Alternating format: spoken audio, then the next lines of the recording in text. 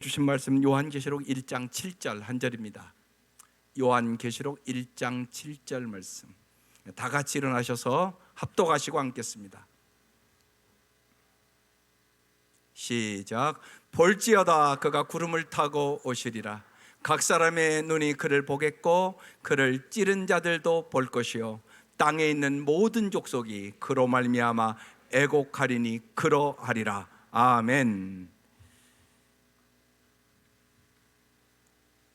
지난 주일 맥주감사 주일 잘 지키고 이제 7월 주제 말씀을 오늘 드리는 겁니다.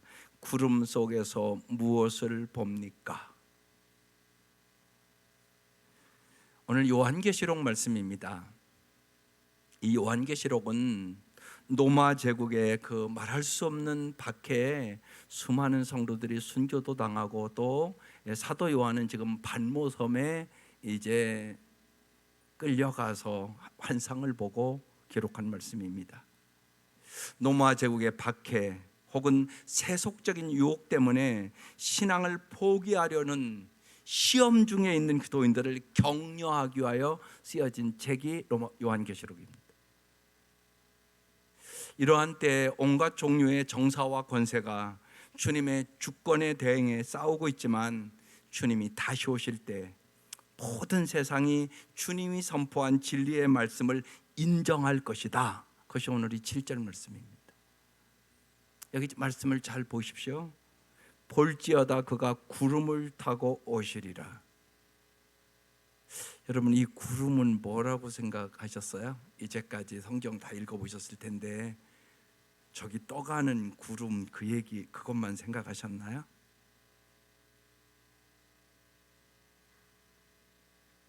여기 구름은 무엇입니까? 여기 구름은 하나님의 통치에 반항하는 듯한 우리 개인 생활의 안팎에서 일어나는 인생의 슬픔과 인생의 고통과 인생의 궁핍의 상황들을 이야기하는 것입니다. 그러면 여러분, 첫 번째 인생의 구름이 뜻하는 것은 무엇입니까? 오늘 이 시간 여러분 인생의 구름 다 갖고 왔거든요. 집에 들어가 보면 별일이 다 있습니다. 우리는 인생의 구름을 통해 믿음의 길을 배웁니다. 왜 정말 우리가 주님만을 믿어야 하는지, 우리의 인생에 힘들고 아픈 구름들 가운데 여러분 하나님이 계시다는 것은 무슨 의미입니까? 인생의 고통과 괴로움과 구름 속에 하나님이 없다면 뭐하러 예수 믿습니까? 만일 슬픔과 사별과 고통이 하나님과 함께 오는 구름이라면 이 구름을 보는 우리의 관점이 새로워져야 하지 않겠습니까? 하나님께서는 구름 없이는 우리에게 가까이 오실 수 없습니다. 그분은 청명하게 비치는 가운데 오지 않습니다. 여러분, 우리가 날씨를 봐도 반드시 비가 오기 전에는 구름이 뜹니다. 그리고 비가 와야 우리가 아름답게 살아갈 수 있습니다. 이 더운데 여러분, 비 오지 않고 날마다 햇볕만 쬐는다면 여러분 어떻게 살아갈 수 있겠습니까? 그렇다면 하나님께서는 우리를 가르치기 위하여 이런 구름을 보내시는 것일까요? 여기서 잘 아셔야 됩니다. 인생의 고통은 하나님께서 주시는 것이 아닙니다. 여러분, 쉽게 생각해 보십시다. 요새 기후의 변화가 심합니다. 그래서 기후의 변화가 막 심하니까 이거 하나님이 주시는 고통입니까? 아니면 인간이 환경을 파괴해서 오는 것입니까? 여러분이 잘 알지 않습니까? 에레미야가 3장 33절에 주님은 우리에게 이렇게 말씀하십니다. 주께서 인생으로 고생하게 하시며 근심하게 하심은 본심이 아니시로다. 여러분, 하나님의 본심은 뭡니까? 정말 우리가 잘 살기를 원하십니다. 전 이렇게 표현하고 싶습니다. 여러분이 자식 잘 되기를 원하는 것보다 하나님이 훨씬 몇 천 배, 몇 억 배 더 우리가 잘 되기를 원하십니다. 그래서 독생자 주신 거 아니십니까? 이건 확실히 믿을 수 있지 않겠습니까? 주님께서는 이러한 구름을 우리에게 보내셔서 우리가 지금까지 배워서 잘못 알고 있었던 지식을 버리시기를 원하십니다. 여러분이 하나님을 믿는다고 하지만 하나님에 대해서도 잘못된 지식을 가진 성도들이 너무나 많고, 또 하나님을 그렇게 오래 믿는다고 하지만 아직도 세상적인 가치관과 똑같은 가치관을 가지고 하나님 나라의 가치관이 아니라 세상적인 가치관을 가지고 살아가는 성도들이 너무 많다는 것입니다. 여러분, 바울의 정말 아주 중요한 고백을 들어보십시다. 빌립보서 3장 8, 9절에 이런 말씀이 있습니다. 그뿐 아니라 내 주 예수 그리스도를 아는 지식이 가장 고귀함으로, 가장 가치 있으므로 나는 그 밖의 모든 것을 해로 여깁니다. 나는 그리스도 때문에 모든 것을 잃었고 그 모든 것을 오물로 똥처럼 여깁니다. 나는 그리스도를 얻고 그도 안에 있는 사람으로 인정받으려고 합니다. 나는 율법에서 생기는 나 스스로의 의가 아니라 그도를 믿는 믿음으로 말미암아 오는 의, 곧 믿음에 근거하여 하나님에게서 오는 의를 얻으려고 합니다. 여러분도 이 말씀에 대한 확신이 있으십니까? 정말 예수 그리스도를 아는 것이 가장 가치 있다고 믿고 살아가십니까? 하나님은 우리에게 구름을 주시는 것이 아니라 구름을 통하여 단순하고 명확하게 정말 예수 그리스도가 왜 가장 고귀하고 영원한 가치 있는 분인가를 가르쳐 주기를 원하시는 것입니다. 우리는 구름 속에서 하나님과 친밀한 관계를 맺습니다. 이 구름의 시간은 다른 사람과의 관계의 그림자가 되고 하나님과의 관계가 가장 중요함을 선명하게 우리가 알 때까지 이 구름은 계속 찾아오게 될 것입니다. 왜요? 하나님과의 관계가 올바로 되지 않으면 우리는 이 땅에서 인간관계도 절대로 올바로 할 수 없기 때문에 그렇습니다. 하나님의 사랑을 내가 모르면 실제로 같이 살아도 내 남편 하나 사랑할 수가 없습니다. 그건 여러분이 살아보면 알지 않습니까? 반드시 그렇습니다. 성령으로 말미암아 하나님의 사랑을 내가 받아야만 내 아내도 진정으로 사랑할 수 있습니다. 그렇지 않으면 부부간에 살아가면서도 충조평판만 하고 평생을 삽니다. 그리고 마음에 안 맞으면 요새는요 버리겠답니다. 이혼하겠답니다. 그런 가정이 부지기수입니다, 여러분. 그래서 하나님과의 관계가 제일 중요하다는 사실을 주님은 구름 속에서 가르쳐 주기를 원하시는 것입니다. 따라서 믿음은 시선입니다. 성경을 보면 하나님께서 백성을 쓰실 때 곧 광야로 인도하십니다. 모세도 광야 40년, 예수님도 첫 시험 광야로 가서 당하시고, 다윗도 왕이 되기 전 약 10년 동안 사울의 칼날을 피하여 광야로 숨어 다녀야 했습니다. 여러분, 이 이유는 무엇이라고 생각하십니까?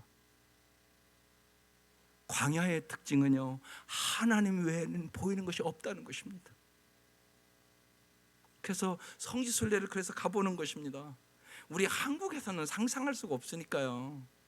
정말 풀 한 폭이 물 한 방울도 없는 그곳에서는 오직 하나님만 의지할 수밖에 없고 하나님을 향한 시선으로만 살아남을 수가 있습니다.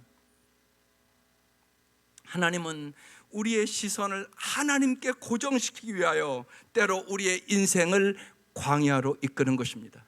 정말 사람이 떡으로만 사는 것이 아니요 물질로만 사는 것이 아니라 하나님의 입에서 나오는 말씀으로 살아야 함을 가르쳐 주기를 원하시는 것입니다. 여러분, 실제로 우리의 삶 속에서 정신이 병들었다 그러면 참 안타깝잖아요. 세상 지식 많은데 예를 들면 타락했다 그러면 나만 고통받는 게 아니잖아요. 한 남편이 예를 들어서 바람 피우기 시작했다 그럼 내 가정이 파괴되기 시작하는 거죠. 이런 일들이 있단 말이에요, 우리 인생에. 왜? 그 정신이 병들어서. 그래서 C.S. 루이스가 유명한 얘기를 합니다. 우리가 그리스도에게 우리의 시선을 고정시킬 때만 우리는 그리스도인이다. 여러분의 삶을 보면 알잖아요.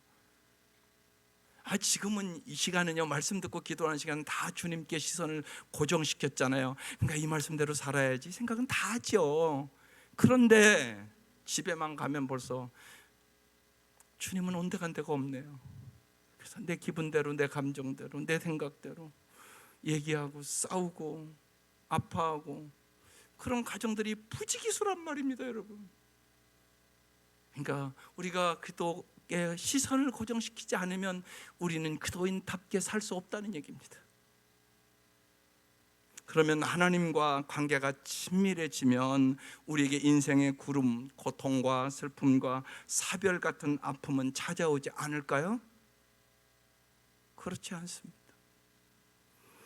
그런데요, 구름이 더 이상 하나님과의 관계에 문제가 되지 않을 때가 오면 이제는 그 구름은 더 이상 인생의 구름이 아니게 됩니다. 우리가 오래전에 그날 제가 아주 결단을 하고 그날 설교를 하지 않고 장인수의 천안 아산제자교회 그 목자 목녀를 데려다가 우리가 이 시간과 오후 시간을 간증한 적이 있었습니다. 제가 천안 아산제자교회 거기 이제 탐방 가고 갔을 때 그 장한수 목자 목녀를 제가 처음으로 만났습니다. 근데 그 목자 목녀가 저를 만나러 딱 왔는데 그 아이를 데리고 왔습니다. 아이가 몇 살의 영혼인가 22살인가 된다고 그랬습니다.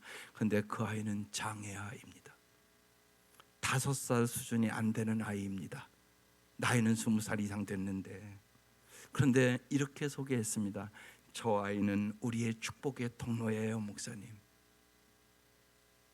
그러면서 이렇게 말했습니다. 저 아이 때문에 우리는 날마다 주님 앞에 기도로 시작하지 않을 수가 없었습니다. 저 아이의 하나하나 수많은 사람들이 시설로 보내라고 그랬지만 우리는 보내기를 원치 않았습니다. 그리고 저 아이를 우리가 붙들고 키우기로 결정했기 때문에 날마다 순간순간 주님을 의지하고 저 아이를 키웠습니다. 그리고 참 놀랍도록 저 아이를 통하여 40명 이상을 전도됐습니다. 저 아이를 키우는 걸 보니까 하나님 살아계시더라는 것입니다. 이 아이는 이제 더 이상 인생의 구름이 아니라는 고백입니다. 여러분이 잘 아는 뇌성마비신 송명희를 압니다. 여러분 찬양도 부릅니다. 하나님은 공평하신 하나님이라고. 나 남이 가진 재물 없으나, 나 남이 가진 건강 없으나, 나 남이 못 본 것 보았고, 남이 받지 못한 사랑 받았고, 나 남이 깨닫지 못하는 것을 깨달았다고. 공평하신 하나님이 나 남이 가진 것 없지만 나 남이 없는 것 같게 하셨다고 그는 고백하고 살아갑니다. 이것이 구름을 초월한 하나님이 주시는 삶이란 말입니다. 그래서 오늘 이 아침 우리가 물어야 하는 질문은 여러분의 인생의 구름의 문제가 아니올시다. 지금 하나님과 나의 관계는 정말 어떠하냐는 것입니다. 이것이 여러분의 인생의 구름의 해답이란 말입니다. 오스왈드 챔버스가 순례자의 노래라는 글에 이렇게 기록해 놨습니다. 안락 의자에 앉아 저는 하나님께서 이러저러한 일을 행하실 것을 믿습니다 말하는 것은 쉽다. 그러나 하나님께서 저의 모든 필요를 채우실 것을 믿습니다라고 말했는데도 돈도 없고 미래도 없다면 어떻게 반응을 보이시겠습니까? 끝까지 하나님을 믿으며 믿음의 연단을 통과할 수 있겠는가? 아니면 뒤로 물러가 뭔가 다른 것을 의지하겠는가? 하나님께서 귀히 여기시는 것은 시련을 이긴 믿음입니다. 만일 우리가 믿음의 시련을 통과하여 이기면 하늘 창고에는 많은 것들이 축적됩니다.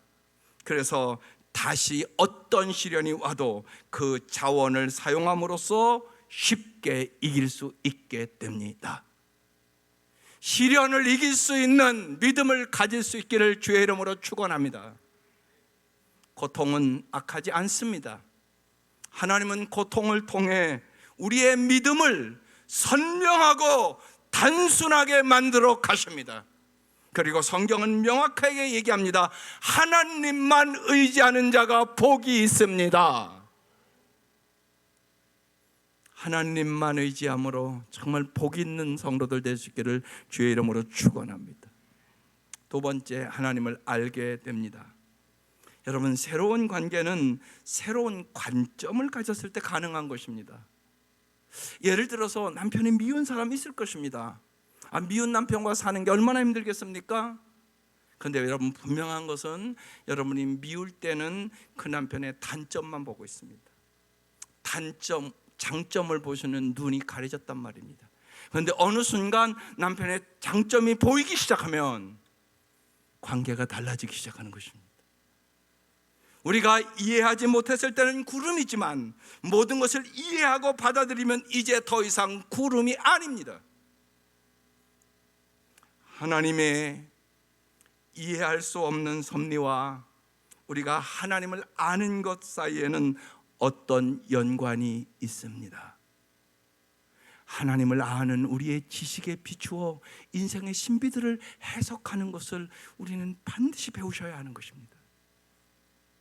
우리가 이해할 수 없는 것을 우리는 신비라고 부릅니다. 그러나 그것을 알게 되면 지식이라고 부릅니다. 하나님의 섭리를 깨닫는 순간 이제 이 구름은 신비가 아닌 지식이 됩니다. 하나님을 아는 지식은 신비에 가려진 우리의 인생의 문제를 푸는 열쇠입니다. 그래서 하나님을 아는 지식이 최고 중요합니다.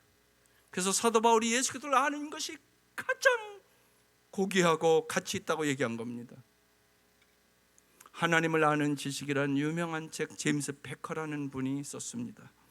그분은 이렇게 말합니다. 당신이 진실로 하나님을 아는 증거가 무엇인가? 하나님을 아는 사람은 하나님을 향한 엄청난 열정을 갖게 됩니다. 하나님을 아는 사람은 하나님에 대한 위대한 생각을 가지고 살게 됩니다. 하나님을 아는 사람은 하나님을 위한 담대함을 가지고 살아갑니다. 하나님을 아는 사람은 하나님 안에서 커다란 만족을 누리며 살아갑니다. 여러분 어떻습니까? 하나님을 알고 그렇게 살아가고 있습니까? 그렇지 않다면 당신 하나님을 아직 잘 모르는 사람입니다. 제임스 베커는 매일 아침 일어나자마자 그리고 잠들기 전에 6가지를 스스로 물어보고 살았다고 합니다. 난 하나님의 자녀다. 하나님은 나의 아버지다. 천국은 나의 집이다. 매일 천국에 갈 그날이 가까우고 있다. 나의 구주는 나의 형제이다. 모든 기독교인은 역시 나의 형제다. 정말 하나님이 나의 아버지고 내가 하나님의 자녀임을 얼마나 생각하는가가 당신의 관계를 결정한다고 그랬습니다. 지난 목자 목녀 교육에서 믿음은 지피지기입니다 라는 말씀을 드렸습니다. 그런데 이것은 꼭 우리 온 성도가 알아야 될 것 같아서 다시 말씀드리기로 결정을 했습니다. 지피지기라는 말은 손자병법 모공편에 나오는 말입니다. 적을 알고 나를 알면 백전백승이다, 그런 뜻입니다. 내 믿음의 대상인 하나님을 알고 정말 내가 어떤 존재인가를 알아야 우리가 바른 믿음을 가지고 승리할 수 있다는 뜻입니다. 하나님을 모르는데 어떻게 승리할 수 있겠습니까? 내가 나 자신을 모르는데 어떻게 승리할 수 있겠습니까? 하나님을 향한 믿음은 그래서 지피지기의 믿음이어야 합니다. 하나님은 창조주이고 나는 피조물이라는 사실을 우리는 잘 들어서 지식적으로는 알고 있습니다. 그런데 문제는 현실의 삶 속에서 하나님과 내가 어떤 관계에 있는지 별로 생각하지 않고 살아간다는 사실입니다. 그러니까 여기서의 신앙생활과 집에서의 생활이 다른 겁니다. 창조주 하나님을 믿는다고 하면서도 그 믿음이 우리의 실생활과는 무관할 때가 많게 되는 것입니다. 그래서 우리는 바울의 고백을 진실로 들어보셔야 합니다. 이 말씀이 내 살아있는 말씀이 되어야 합니다. 고린도서 4장 7절 말씀입니다. 함께 읽겠습니다. 시작. 우리는 이 보배를 질그릇에 간직하고 있습니다. 이 엄청난 능력은 하나님에게서 나는 것이지 우리에게서 나는 것이 아닙니다. 여러분, 이 말씀의 의미를 진짜 잘 아십니까? 여기 보물은 하나님을 얘기하는 것입니다. 질그릇은 나를 의미하는 것입니다. 나는 죽을 수밖에 없는 존재요, 깨어지기 쉬운 질그릇 같은 존재라는 것입니다. 형편없는 이 질그릇에 지나지 않는 내 속에 천지를 지으신 하나님이 담겨 있다는 것입니다. 이것이 하나님과 나의 관계라는 겁니다.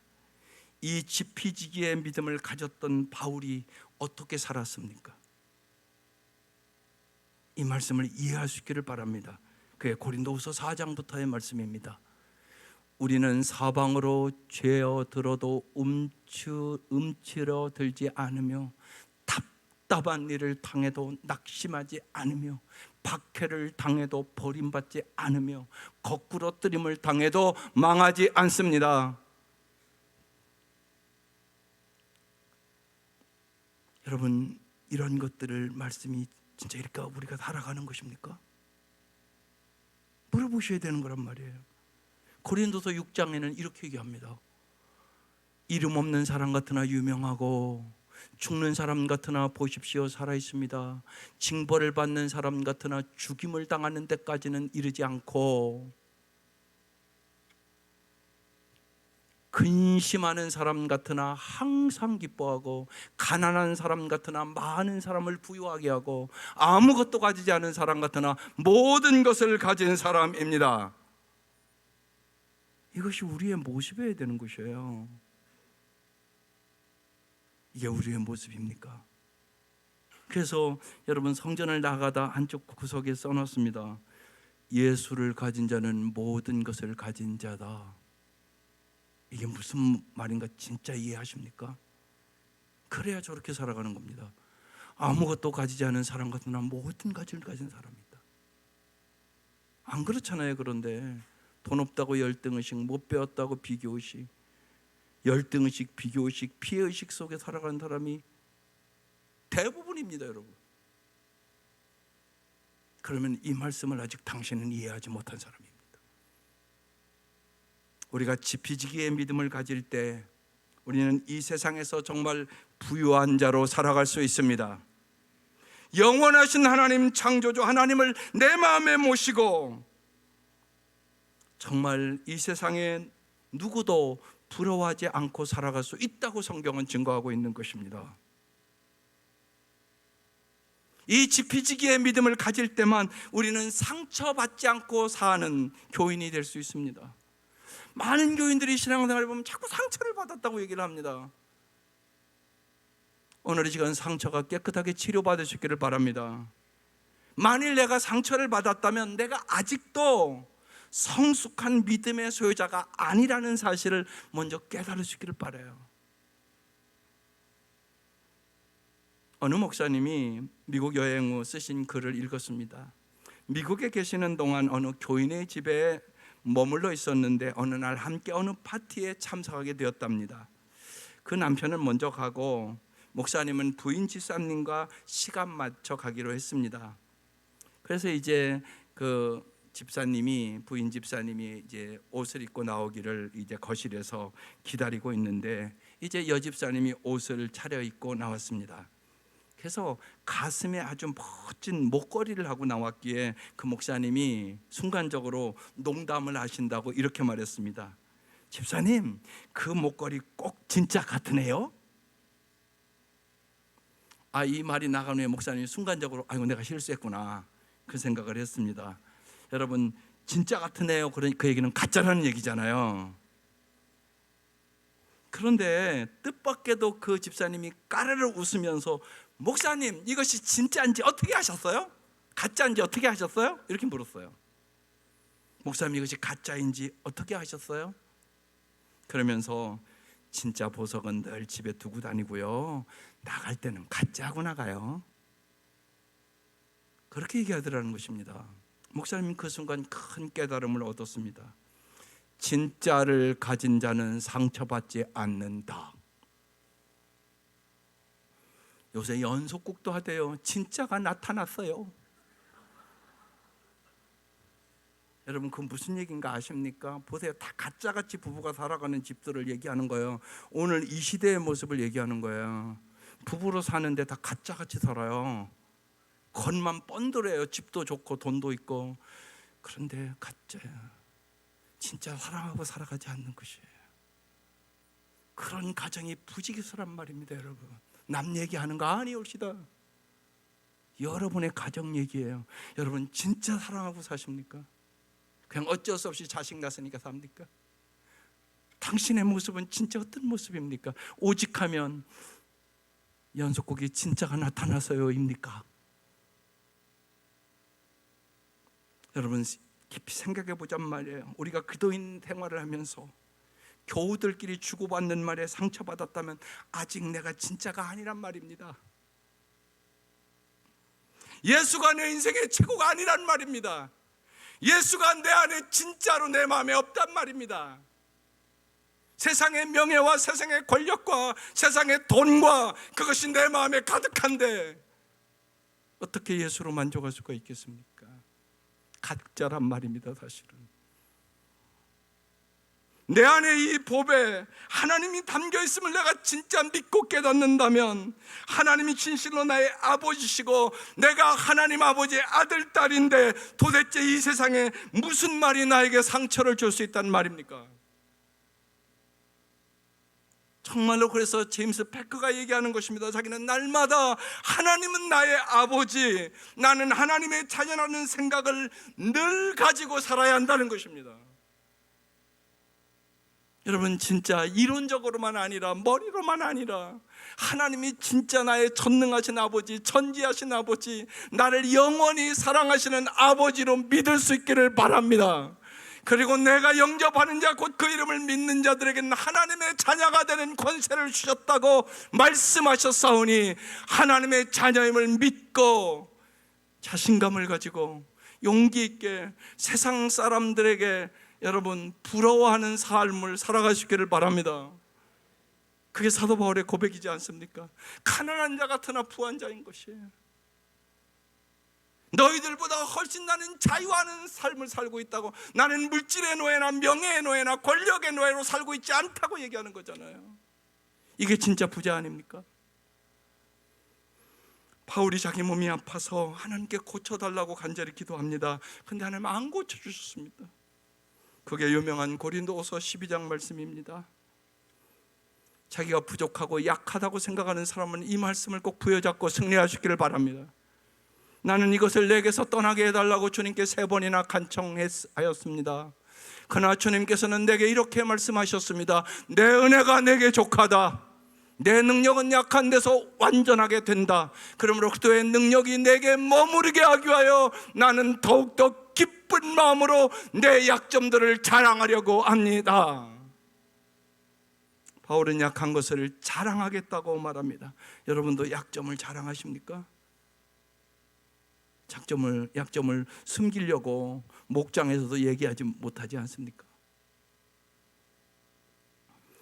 바울의 이 고백은 나의 약한 것을 깨달았을 때만 내 속에 보배인 하나님을 의지하게 되고 그때 주님의 능력이 더 크게 드러나기 때문이라는 것입니다.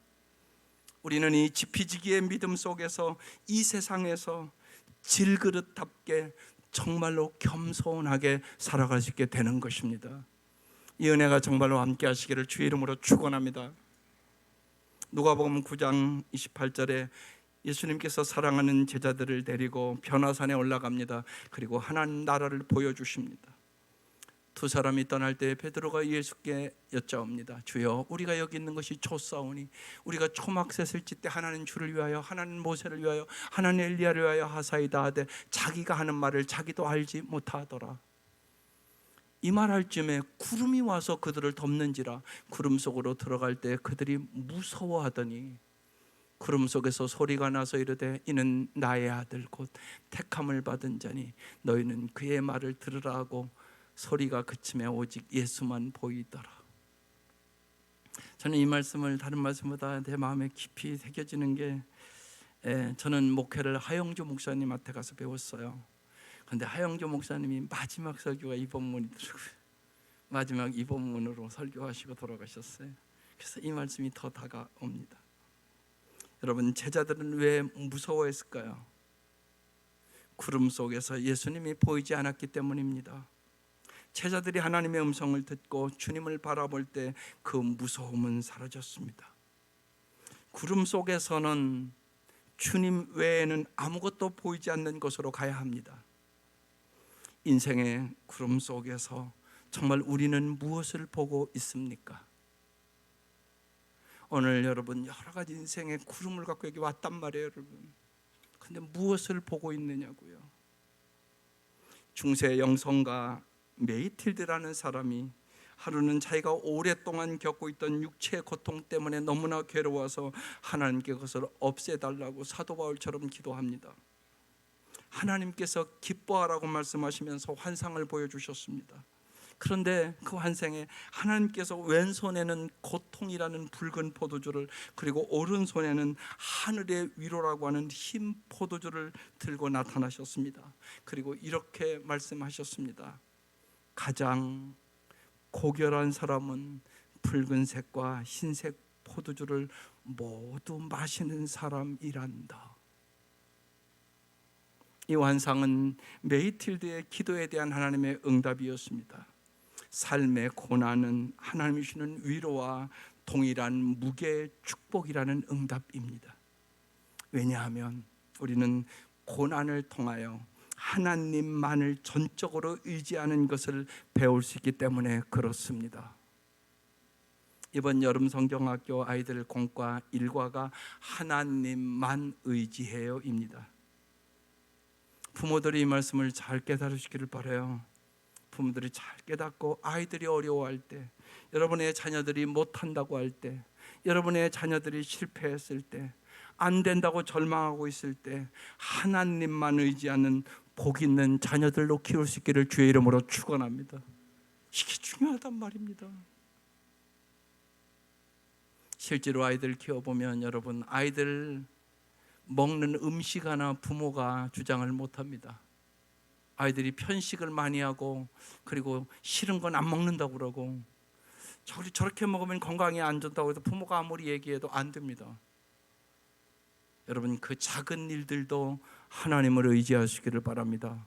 우리 하나님 의지하고 기도해 보자. 너 먹기 싫은 거 저거 먹어야. 어떤 아이들이 야채를 전혀 안 먹어요. 고기만 좋아해요. 그러면 건강하실 수 있겠습니까? 여러분, 손자 손녀들 건강할 수 있겠습니까? 그러면 그렇게 하지 말라고 여러분 야단쳐서 변화시킬 수 있습니까? 여러분, 그거 하나 할아버지 할머니가 못 변화시킵니다. 자꾸 얘기하면요 할아버지 할머니 왕따 당합니다. 그게 오늘 우리의 사회잖아요. 실질적으로요. 싫어한다고요. 여러분 자꾸 잔소리하면 어떻게 하시겠습니까? 정말로 우리 하나님과 함께 기도해 보자. 작은 일들도 꼭 기도하는 아이로 기를 수 있기를 바랍니다. 하나님 앞에 기도해 보자. 우리 저 야채도 하나님이 잘 먹게 해주세요. 제가 골고루 음식 먹게 해주세요. 그래야 건강하지 않겠습니까? 작은 것 하나하나도 하나님만 의지하는 법을 부모들이 잘 가르쳐 줄 수 있기를 주의 이름으로 축원합니다. 삶의 고난 속에서 욕심과 교만과 집착을 모두 내려놓고 하나님을 온전히 의지하는 것을 배우지 못하면 우리는 고난을 낭비하게 되는 것입니다. 여러분 생각해 보세요. 고난은 고난대로 당하고 풍성한 삶으로 갈 수 없다면 이것은 너무나 괴로운 일입니다. 너무나 힘든 일입니다. 고난을 낭비하지 말기를 바랍니다. 사랑하는 성도 여러분, 인생의 구름 속에서 당신은 무엇을 봅니까? 인생은 해석입니다. 하나님을 아는 지식으로 해석하면 고난이 축복이 됩니다. 그래서 여러분, 세상의 고난을 생각하면 여러분, 성경 어디를 여러분 생각하세요? 저는 욥기를 생각합니다. 자식을 하루아침에 10자식이 다 죽었습니다. 재산이 다 날아갔습니다. 몸은 다 병들었습니다. 아내는 자기를 버리고 떠났습니다. 여러분, 이런 고난이 어디 있겠습니까, 세상에? 욥은 이 고난을 겪으면서 이렇게 말합니다. 나의 가는 길을 그가 오직 아시나니 내가 나를 단련하신 후에 내가 정금같이 나오리라.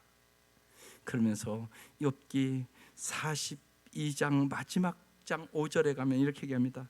내가 주께 대하여 귀로만 듣기만 하였사오나 이제는 눈으로 주를 배옵나이다. 그러므로 내가 스스로 거두어드리고 티끌과 제 가운데 회개하나이다. 그리고 하나님은 욥의 인생을 갑절로 축복해 주시는 것이 욥기의 마지막 장입니다. 우리가 잘 아는 시편의 말씀으로 오늘 고백하고 싶습니다. 시편 119편 67절 함께 읽겠습니다. 시작. 고난당하기 전에는 내가 그릇 행하였더니 이제는 주의 말씀을 지키나이다. 71절 시작. 고난당한 것이 내게 유익이라 이로 말미암아 내가 주의 율례들을 배우게 되었나이다. 사랑하는 성도 여러분, 여러분의 인생에 고난과 아픔이 다 있을 것이에요. 없는 사람이 어디 있겠습니까? 또한 앞으로 인생을 살아가면서 만나게 될 것입니다. 언제나 고난당한 것이 유익이 되시기를 바랍니다. 인생의 구름 속에서 언제나 주님을 의지하고 주님만을 바라보며 승리하는 참으로 복된 우리 성도들 되시기를 주의 이름으로 축원합니다. 기도드리십시다. 이 시간 1분 동안 여러분의 입술을 열어 결단하는 시간이에요. 여러분의 인생의 구름을 주님 앞에 내려놓으세요. 주님, 내가 이런 일들 때문에 너무 힘듭니다. 너무나 아픕니다. 내 육체가 연약합니다. 자녀들의 문제 때문에 내가 너무나 마음이 아픕니다. 하나님 앞에 시간 내려놓고 주님과 더 친밀한 관계를 갖게 하시고 주님만을 의지하게 하여 주시고 주님과 함께 승리할 수 있도록 주님 도와주시옵소서. 간절히 기도하시기를 바랍니다.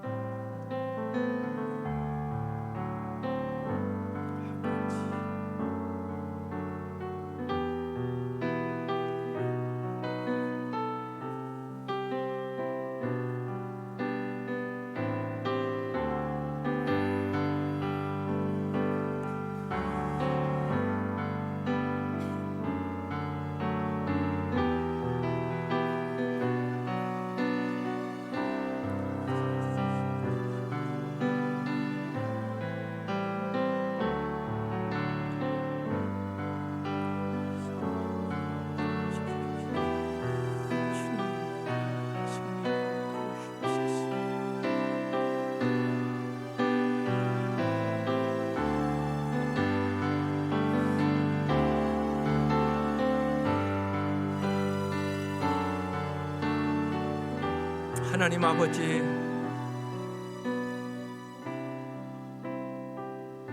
사랑하는 성도들의 가정에 여러 가지 형편과 처지를 주님 앞에 내려놓고 기도할 때마다 저희들은 인생의 구름 앞에 눈물로 기도할 수밖에 없습니다. 하나님, 간절히 이 시간 원하는 것은 인생의 구름 속에서 주님의 그 크신 사랑을 더 경험시켜 주시옵소서. 주님의 그 사랑을 경험시켜 주시옵소서. 주님의 그 위로를 경험시켜 주시옵소서. 주님과 더 친밀한 관계를 갖게 하여 주시고 이제는 주님만을 의지하며 주님과 함께 동행하며 주님과 함께 넉넉히 승리할 수 있도록 주님의 그 크신 은혜와 사랑을 경험시켜 주시고 그 사랑으로 인생을 넉넉히 이길 수 있도록 은혜를 부어 주시옵소서. 하나님, 이 한 주간도 주님의 은혜로 승리하는 한 주 되게 하여 주시옵소서. 예수님의 이름으로 기도드립니다. 아멘.